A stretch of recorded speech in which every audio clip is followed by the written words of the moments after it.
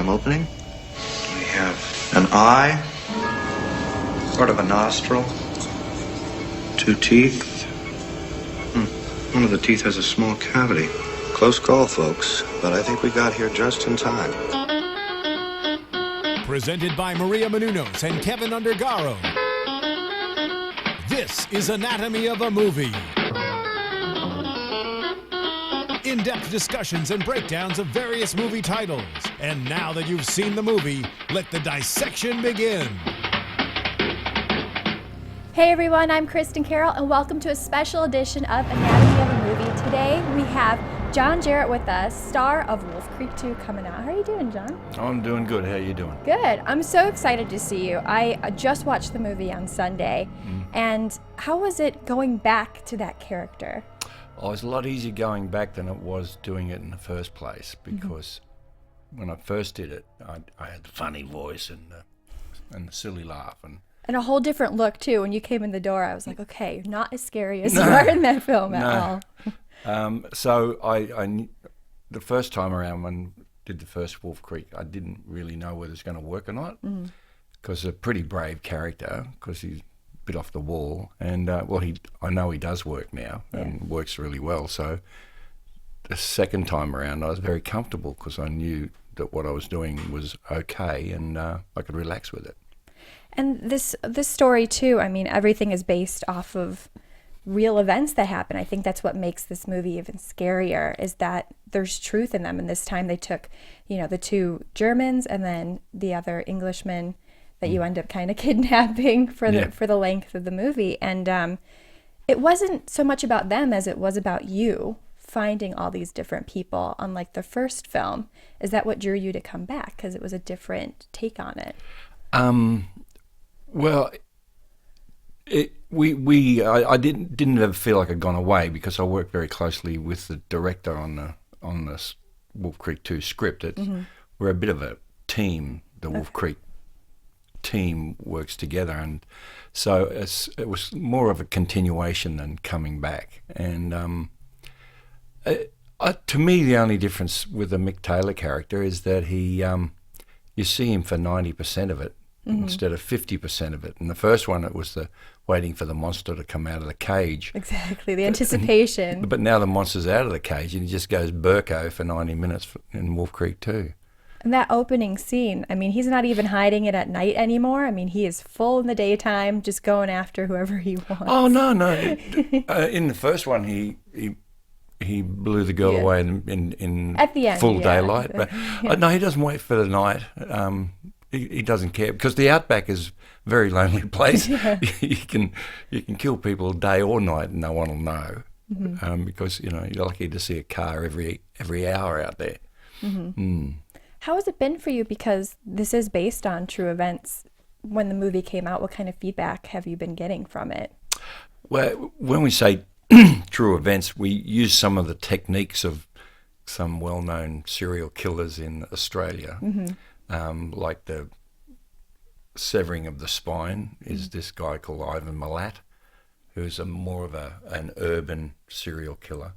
But my character, Mick, is a fictitious character, but he utilises a few of the techniques of a couple of the serial killers that are famous in Australia. Well, yeah, and some of the scenarios too. And I think, have you ever been personally lost in the outback when you've been back home? No. I as a kid, I was brought up out in the outback, so I understand the place. It's not new to me, so that's why I fitted into the character fairly well, because I understand the people from out there, and Mick Taylor is actually an impersonation of my father. But my father wasn't a psychopath, your dad's probably like, what? Or a serial killer.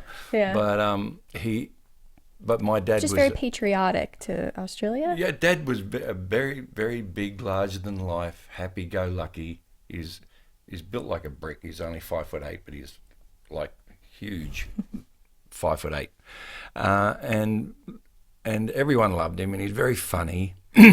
So it's basically my dad with a little bit of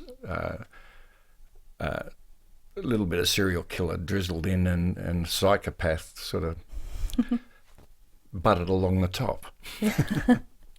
Because he is, Mick is such, I felt more connected to him in this, movie, and it's great because you're able to explore more of his side and find out he is funny, and not only that, but the whole kind of more of the reason why he's doing this. I mean, obviously he's a psycho, but it goes deeper than that. And he's trying. Well, you get to understand, because it's 90 minutes of Mick. But when you look at the first one, it's kind of a compacted version of this one. Really, is the way I see it, and you get to learn a lot more about him because he's there for the entire film. But in the first one, he played games with them and he captured them, and then he chased them, and the car went over. His pickup went over a cliff, and then he got in a big V8 car and chased them. So it's like a compacted version of the one that's out now, and so it's bigger and brighter, and there's a lot more going on because there's more time and more room for it. And so it's more of a chase film this time round, and we use big trucks, and like Kenworths go crashing down the hill. There's no computer graphics in it. I was just going to ask, like, how much was CGI? All in camera. Oh, the only CGI thing was the kangaroos that we ran into. Yeah, no kangaroos were harmed during the film. No, right? no. That's good. No, not on camera. No. Yeah, that scene, I was like, oh my God, how can they do that? But that happens all this time in Australia. That's not really, Australians will see that and they won't say, oh, that's the work of a serial killer, because most people who drive in the outback run into a kangaroo somewhere along the line. If you ever go to Australia and you drive around in the outback, there's dead kangaroos all over the place that cars and trucks run into, because they got very bad road sense, and they're a night animal, and they hop out in front of you and you go bang. Well, and such big creatures as well. Yeah. They wreck the front of your car pretty well. How does it work for you with stunts then? Because when the cars roll over, or even like chasing after him this time in the movie, you got smacked with a hammer at one point. How is it working on those types of scenes? Well, the getting smacked with a hammer, I'm nearly 62, right? So I'm no kid anymore. I stay fit and all that. But, I had to fall on the ground about 8 times, and it was in a studio, and it had about that much sand, and under the 2 inches of sand was concrete. So I threw myself on that about 7 or 8 times. But I still get up without having to go to the chiropractor, so I'm doing okay for an old bloke.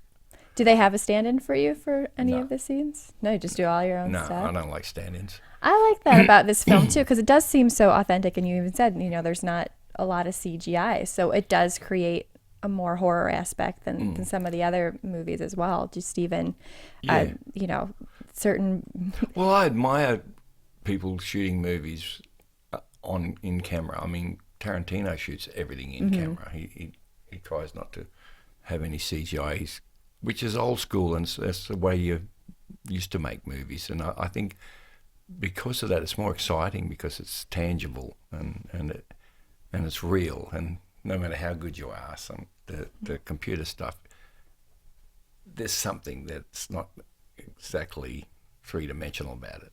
I think so. The more you can put in camera, the better. And with Tarantino, too, working on some of his films, and he even said you're one of the best actors out there, do you take that with you when you go to this set, or when you're, kind of creating this film as well? You're like, do you take in his lessons to filmmaking? Quinn's lessons? Yeah. Oh, I'm 12 years older than him. You're like, he takes lessons from me. Yeah. Well, he took Australian accent lessons in Django. No, he's amazing. I'm just joking. He's amazing. He's a genius. Very, very clever man. So no, I enjoyed working with him, but I think I've been around too long to be learning too much from anyone else anymore. Yeah. I think I got myself pretty well worked out. What's something that's stood with you that you take with to each film, that and a lesson or something that, you know, a newer person should know? Oh, that all of, probably as other actors would want to know, or younger actors, I just, the big thing I take with me to every film is backstory. You know, I have a very strong backstory. I go from when the character was born right through to what I call page 0, which is just before page 1 of the script. So that when I walk onto the set for the first day, I know exactly who the hell I am, you know. And then when I work out the backstory of the character, then I say, okay, how much of John Jarratt is part of that, so I can make it more truthful. So that's why I chose my dad for Mick Taylor, because I know who he is really well, and I can relate to him very well. Is it better for you to create the backstory yourself, or do you usually talk to the director or the writer of a film? Or No, I do it myself. Yeah. Because then I own it. It's not much use getting a backstory from somebody who's not playing the character. And when I was a young guy, sure, you know, I worked with Peter Weir on Picnic at Hang Rock, which was my second film back in 1974. So I had a lot to learn then, but not now. I kind of worked out what I'm supposed to do and how to do it. And I have I have a routine that I work with, and I work with directors these days. When you're younger, you work for them because you can learn a lot from them, you know. But you get to a stage where it's like football or something. You just know the moves. yeah, it's more collaborative. Yeah. With Mick's backstory as well, we do find out part of the reason he's doing this is because he's very patriotic to Australia, and all of his victims aren't from there. What is something, you know, from Australia, you know, as an American, that I should know going into there? I'm not sure what you mean. In what like what's respect? something like if I was going, you know, what makes, I guess, kind of Australia unique in a sense to you, or Right. to Mick? Like, why doesn't he want these outsiders there? Oh, why doesn't Mick want outsiders? Because it's like they're coming onto his turf, and they're kind of city hippie, weak youth that he doesn't like from other countries. You know, so there was just justification, you know, just the same as Ku Klux Klansmen justified the fact that they murdered African Americans because they decided that they were less than they were, and all of that idiotic nonsense. It's the same for He just built it for up. Mick. He's worked out and justified to himself why this is okay. You know, but it's not okay. You know, No, not at all. it's not okay. But right through since the beginning of time, that's been happening. You know, And I think that's what makes Hitler did it with an entire nation. that's what I think connects you to this kind of horror movie, because he is somebody that we've seen in the past. Do you find that when you're playing him, that you know, that you kind of understand him in a weird sense? I mean, you're not going to go out and do anything like that, of course, but just Yeah, I because you play him so real. I don't understand it, but I've figured out kind of why, I suppose. It's really difficult to answer that question.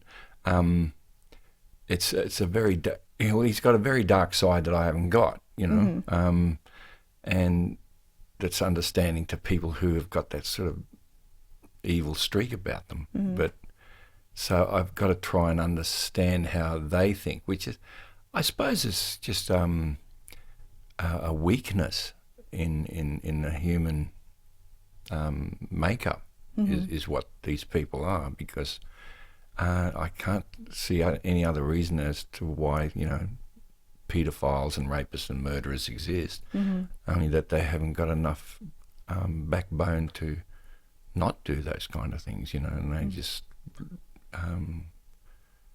their conscience must be They don't have a conscience, obviously. Mm-hmm. I don't really understand them. I don't. But That's good. I don't look, either. I know. I kind of understand. Like, my son Charlie is who I love more than anything in the world. You know, I love all my children, but he was the hard one. He was the tough bastard to bring up. You know, and there's times when he was driving me crazy, and I wanted to pick him up and slam him against the wall and belt him, but I didn't. Yeah. I never hit him in my life, but I've had flashes where I'd like to just bang him, you know. Well, it's like when you're driving on the 405 getting here. Yeah, I was just like, man, I just want to. That's right. But some people do act on it. They do pick their kids up and slam them, you know. So I suppose that's what these people are. They're people who just don't know how to control themselves. So have your kids all seen the Wolf Creek movies? My adult kids have. Adult kids. Yeah. I've got 6 kids, so yeah, I got. What's the youngest? 10. Okay, so yeah, not old enough to see the film I got a yet. 10 and a 12-year-old, a 20 and 26, 28 and 36. Wow. Yeah. Great. Nicely spread. Yeah, and you don't want the younger kids to see, you know, Daddy doing that. No, they want to. They want to. They say, I go out with them, do you know who this is? This is my dad. He's in Wolf Creek. It's scary. But they've never seen it, you know.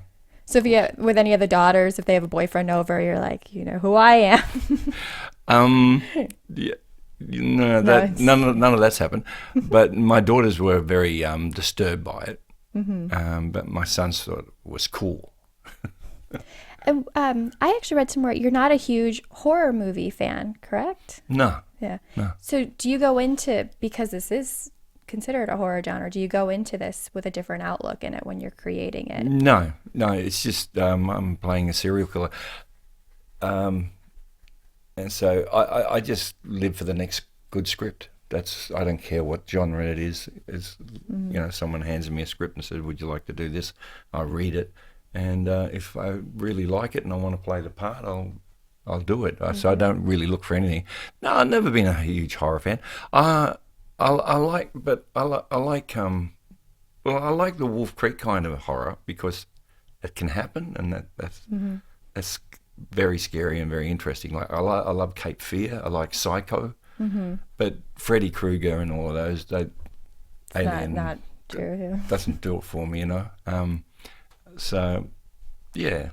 Yeah, something based like more in reality, grounded in reality. Yes, yeah. I don't mind that. Yeah. So for this film too, you have so many young actors that you're working with.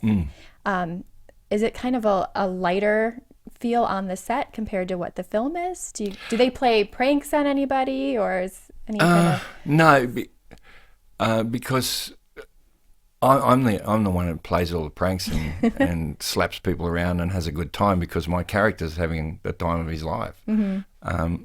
But they have to stay fairly well in their zone, which is completely freaked out, and people like Ryan Corr, you know, trying to feel extremely vulnerable and on the edge of being killed. Yeah. So there's not a lot of room for them to lighten up. Joke around, yeah. Yeah. What you said you joke around on set. What's a funny story you can share with us? That stands out. Things like there's a couple I can't share with you. There's things like throwing fingers in, you know, and trying to, and everyone, no, let me, and you roll them in and they look funny and rubber fingers, you know, covered in blood. And then everyone has a go. Oh, no, let me have a go. And it's like bowling. And yeah, that's it. Oh, great. No, let me have a go. Bowling with fingers? Yeah. And it's kind of macabre. You're there throwing fingers in front of the camera. Yeah, sort of nonsense. Do you kind of stay in character sometimes on set? And that's what I would do. I'd kind of like sneak up on people when I'm in character. Well, in the first one, I played with the actors a lot more. And I'd go up to, I stay fairly well clear of the actors and don't have a lot to do with them.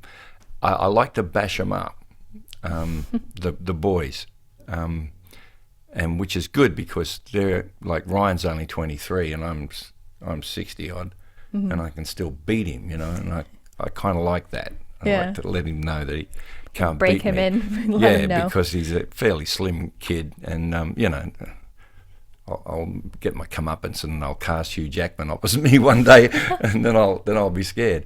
But yeah, so the first time around, I said to the young actors, I walked up to them and I said, I've been seeing the dailies, and you're doing a great job, and you know, you look so young and fresh and full of life, and I just think veal. And then I walk away, you know, stuff like that. Just like your dinner for me. No, I'm just kidding. Yeah. And I know, and Jono asked me, did I stay in character, and so I shirt fronted him and slapped him around and threw him about and did a Mick on him. And he wrote about that, and he was genuinely freaked out. So yeah, I do stay loosely within the realms of Mick, but I don't kill any people. Now, Mick as well, we get to hear his pipes in this film. He's not a very good singer, is he? I thought it was fun. It was kind of, I felt like I was at a bar singing or something, you know. Time to kangaroo down. Time to kangaroo down, Swan. Yeah. So do you sing in real life? Yeah, I sing a lot better than Mick. Yeah. What's your song of choice? What's your song of choice? My or band? My favorite. Oh, you know, I'm old, you know, so I like the Stones, and I like the Beatles. I like all of those kinds of guys. The great old rock and rollers, and you know, Robert Plant. You know. Now you've been in the business for a while. Who haven't you worked with that you would love to? I'd like to work with De Niro. That would be good. Yeah, because I find him interesting. It's such a wide range of everything too. So it'd be fun to see how, you know, what kind of a film you play. Yeah, I don't know, but no, he's a really good actor. He does the Bronx all the time. He's usually a gangster or a guy from the Bronx, but no, he's very interesting. I'd like to work with him. Mm-hmm. Oh, there's a lot of actors I'd like to work with. I love Johnny Depp. I think he'd be good to work with because he's so off the wall. No, it's a wonderful actors that I'd love to work with. Yeah, given the opportunity. Now, I'll do a quick spoiler alert. For anybody who hasn't seen the movie yet. So earmuffs if you haven't. Spoiler alert. Can we see, do you think there'll be a Wolf Creek 3? I mean, it leaves it open-ended to that. Well, if you people out there watching this try to buy the movie, you know, VOD, buy it and not download it and pirate it, yeah, we might make a profit out of the movie that way. But so if the film does well, we'll do another one. But if everyone continues this pirate business, well, it's just killing the film industry for independent films anyway. So that's just got to stop. That's how they make their money. Yeah, it's got to stop because you want to watch the movies, but you're inadvertently killing the industry off, and you just be stuck with, you know, big Hollywood blockbusters, and films like mine won't be made anymore if it keeps up. I mean, if you could download a new BMW, they'd soon stop it, wouldn't they? Yeah, exactly. I'm waiting for that, actually. I'll buy a movie. Like, that's fine, but if there was a BMW I could download. I might have to do it, John. I'm not going to lie. Yeah, so if we're successful... So is it something you've kind of already talked about? Oh, yeah, of course. So the different ways that we could learn more about Mick, too, because he is such a fascinating character, and he's all alone out there. I feel like at some point somebody has to know him. Yeah. No, I don't think he never loses and he never dies. I don't think. He's like Pepe Le Pew. He just keeps turning up. So I never run and I never yell. Exactly. Well, thank you so much, John. I appreciate you being here. I was so excited. I loved the movie. I did. I watched it Sunday, and I just sat there, like, hiding behind my pillow for half of it too. It really kept me on the edge of my seat, and I love horror movies. So I was hoping it's got good laughs in it too, isn't it? It does. And it's a comedy horror. The whole time I was watching too, I go to Universal Horror Nights down in Hollywood every year, and I was like, man, they should do Wolf Creek for one of the mazes. Yeah, and they should. Yeah, have Mick come out and scare people. Push it. Yeah, exactly. Well, thank you so much. I appreciate it for being here. And you guys have to check out Wolf Creek 2. It comes out very soon, right? Or is it it's Australia different time AMC than us. Burbank on the 16th. On the 16th. In the cinema, if you want a cinema experience. I definitely recommend that. I mean, I watched it at my house, but I think I would have been even more freaked out in the theater in the dark. Great in the big screen. Yeah. So thank you so much, John, for being here. And I'm Kristin Carole for Anatomy of a Movie. See you guys later.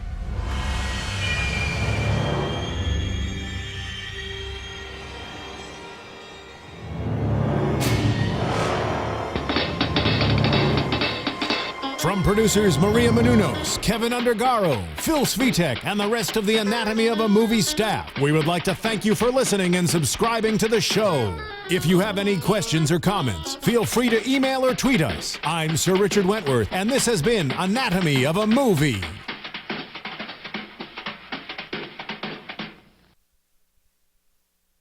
Thanks for watching Anatomy of a Movie on YouTube. For more on your favorite movies, subscribe to our channel here, and be sure to let us know what you think in our comment section below here. Bye.